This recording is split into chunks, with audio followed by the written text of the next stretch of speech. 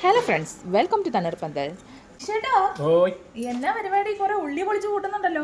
എന്നൊരു special items ഉണ്ടാക്കുന്നത്. കോഴി തോരൻ. കോഴി തോരൻ. അതിന് നമുക്ക് ചെറിയ ഉള്ളിക്കകത്ത് അത് ഉണ്ടാക്കുന്നത്. അതിന് ഞാൻ ചെറിയ ഉള്ളി പൊളിച്ചോണ്ടിരിക്കും. വേണം വേണം വേണം. ശരി, ഞാൻ സഹായിക്കണോ?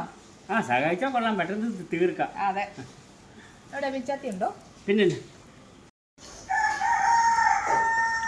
ഇപ്പൊ നമ്മുടെ കോഴിത്തോരനുള്ള തേങ്ങ നമ്മൾ ചുട്ട ഉണ്ടാക്കുന്നത്. ചുട്ട് ചതച്ചാണ് നമ്മൾ അതിനകത്ത് ചേർക്കാൻ പോകുന്നത്. ഈ തേങ്ങ ചുടുമ്പോ നല്ലൊരു മണം അല്ലേ? പിന്നെ തേങ്ങ വെളിച്ചെണ്ണ നമ്മൾ ഇതിൽ എടുക്കുന്നത്. അപ്പൊ ആ എണ്ണയുടെ മയം എല്ലാം കാണും ചതച്ച് കഴിയുമ്പോഴേ. അപ്പൊ നമ്മുടെ ചിക്കൻ തോരനുള്ള നാടൻ കോഴിക്കകത്ത് നമ്മളിത് ഉണ്ടാക്കുന്നത്. അതിനുള്ള സാധനങ്ങളൊക്കെ ഞാൻ അടുപ്പിച്ച് വെച്ചിരിക്കുക. അപ്പൊ നമുക്ക് തോരൻ ഉണ്ടാക്കാനായിട്ട് നമുക്ക് തുടങ്ങിയേക്കാം. ആയിക്കോട്ടെ. ആദ്യം നമ്മൾ ഈ നാടൻ കോഴി ആയ കാരണം നമുക്ക് ചെറുതായിട്ടൊന്ന്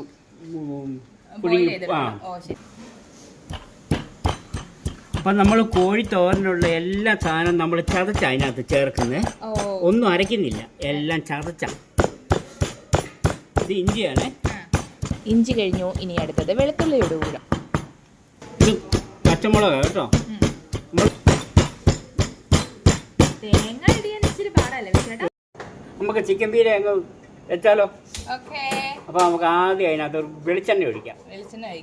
ചട്ടി നല്ലോണം മൂത്തിരിക്കുകയാണ്. വെളിച്ചെണ്ണ ഒഴിക്കാം. വെളിച്ചെണ്ണ ഒഴിച്ച് നമുക്ക് ശകലം കടുക് ഇട്ടാലോ? കടുക് കൊട്ടാൻ തുടങ്ങി. നമ്മുടെ കടുക് പൊട്ടി തുടങ്ങിയിട്ടുണ്ട്. അപ്പോൾ നമുക്ക് ചതച്ച് വെച്ചത് ചെറിയ ഉള്ളി, പച്ചമുളക്, ഇഞ്ചി, വെളുത്തുള്ളി. അപ്പോൾ അതൊരു ചുമന്നൊരു പാകമായി വരുമ്പോൾ നമുക്ക് ബാക്കിയുള്ള പൊടി ഐറ്റംസ് ഒക്കെ ചേർക്കാതെ എല്ലാം ഞാനിവിടെ ഇടിച്ചു വെച്ചിട്ടുണ്ട്.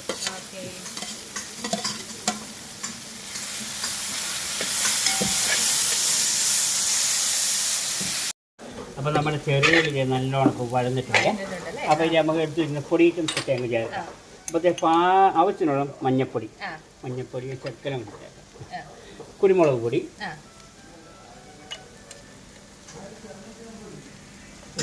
പെരിഞ്ചീരകം നമ്മൾ പൊടിക്കാതെ ഇടുന്ന ഒരു കടി കിട്ടാൻ വേണ്ടി നല്ല ഒരു ഇതാണ്. അപ്പോൾ അതും പാകത്തിന് ഇട്ടിട്ടുണ്ട്. പിന്നെ നമുക്ക് ഗരം മസാല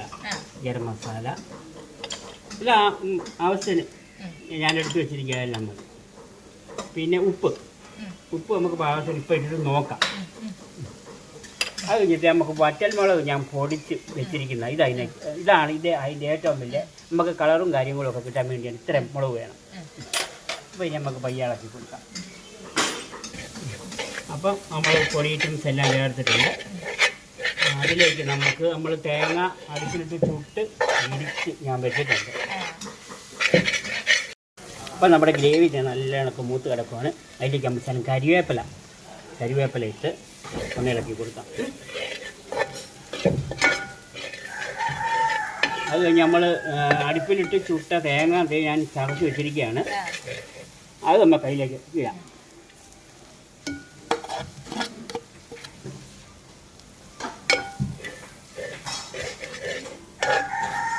നമ്മൾ അടുപ്പിലിട്ട് ചുട്ട തേങ്ങ അധികം നേരം മൂക്കേണ്ട ആവശ്യമില്ല.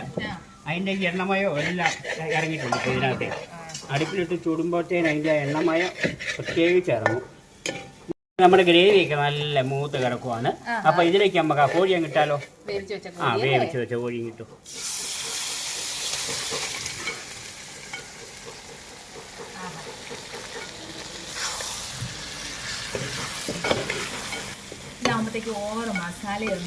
നമ്മൾ ഇതിനകത്ത് ഓവർ മസാലകളൊന്നും ചേർക്കുന്നില്ല. എല്ലാം നമ്മൾ ഈ ചതച്ച് ചേർക്കുന്ന സാധനങ്ങൾ മാത്രമേ ഉള്ളൂ. വേറെ പൊടി ഐറ്റംസ് ഒന്നും ഇല്ലല്ലോ. അപ്പോൾ അത് നമ്മുടെ ചിക്കൻ തോരൻ നല്ല റെഡി ആയിട്ടിരിക്കുകയാണ്. പിന്നെ ഇതൊന്ന് കഴിച്ച് നോക്കിയിട്ട് ഇതിൻ്റെ വിവരം ഒന്ന് പറഞ്ഞാൽ എനിക്കൊരാശ്വാസമാവുള്ളൂ. ചിക്കൻ തോരൻ എങ്ങനെയുണ്ട്? ആയിക്കോട്ടെ. നമ്മുടെ വിശ്വന്റെ കോഴിത്തോരൻ ഒന്ന് ടേസ്റ്റ് ചെയ്ത് നോക്കിയാലോ? വാ.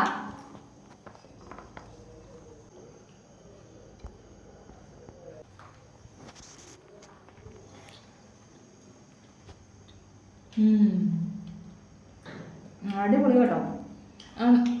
ചതച്ചതിൻ്റെ ഫ്ലേവറേ അടിപൊളിയാ. ഈ ചുട്ട തേങ്ങയുടെ ആ ഒരു ടേസ്റ്റ് ഉണ്ടല്ലോ, അത് നല്ല വെടിക്കെട്ടായിട്ടുണ്ട്. നമ്മുടെ പൊറോട്ട കൂടി ഏർപ്പെടുത്തുമ്പോഴേക്കാം